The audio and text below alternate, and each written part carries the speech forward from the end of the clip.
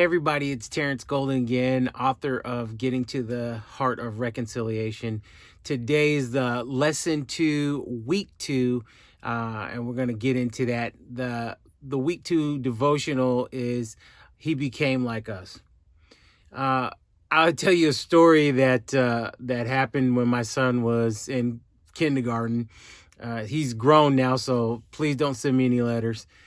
But in kindergarten, he was on the monkey bars at school, and he apparently fell off.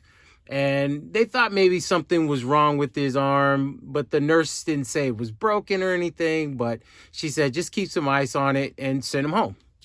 Well, he arrived at home and we checked it. I looked at it and he could move his arm. It didn't look swollen or anything. And so Dr. Golden, good old Dr. Golden, even though I don't have any training, decided, let's just wait it out. I think it's probably sprained. We'll put some ice on it, and hopefully that will keep the pain down. I don't even know if you're supposed to put ice on a sprain, but I mean, that's just basically what I did when I was in high school, right? So I thought maybe it worked for a kindergartner. Well, turns out the next morning, my son is in tears still before we even put him on the bus. He can't move it. There's nothing left for me to do other than to take him to the hospital, because I think at this point it's probably something that I don't understand. So we take him to the hospital and we wait for the test to come back, wait for the doctor to come in and look at it, check it out. And sure enough, with an x-ray, they look at his little wrist and it was broken. I guess when he fell off the monkey bars, he put his hands behind him and landed that way kind of awkwardly. But it broke his wrist, and I believe that I don't think I could ever feel any worse than I felt right then. I think I was the jerk of the world, but I thought I was doing the best thing. And, I think that's really something that happens in your life. If you're ever trying to explain your pain to someone else, it can be frustrating because a person may not walk in the same shoes that you're walking in. They don't understand everything that you're going through.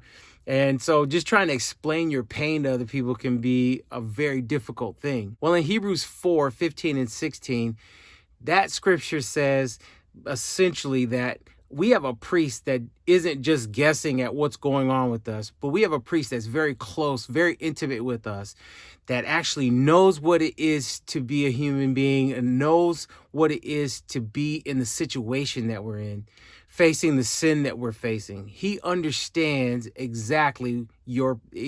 understands your pain exactly. That's a great thing. That is a great benefit. The whole idea that you're able to explain to God everything that's going on with you, and Him to be able to prescribe and know exactly what you need, is an amazing thing. That's an amazing sensitivity that our Christ has for us. One of the things that I've noticed in ministry all these years is, and even in my own self and other people, is that there's oftentimes we have all these hidden pains. These hidden things that we keep to ourselves, the things we don't tell anyone. Well, the first thing you should know is that God knows everything. That's the first thing. He knows everything, and you're not hiding anything from Him. The second thing you need to know is that He understands the pain you're going through. He understands the weakness that we have, this sin in our life, this humanity that's been ruined by the sin that happened back in the Garden of Eden. This week, I want you to focus on taking those things that are in your life, those hidden sins that have been causing you pain all along, and really talk it out with God. I mean, I know that you may have some things that you think God doesn't care about, or that He would be judgmental about.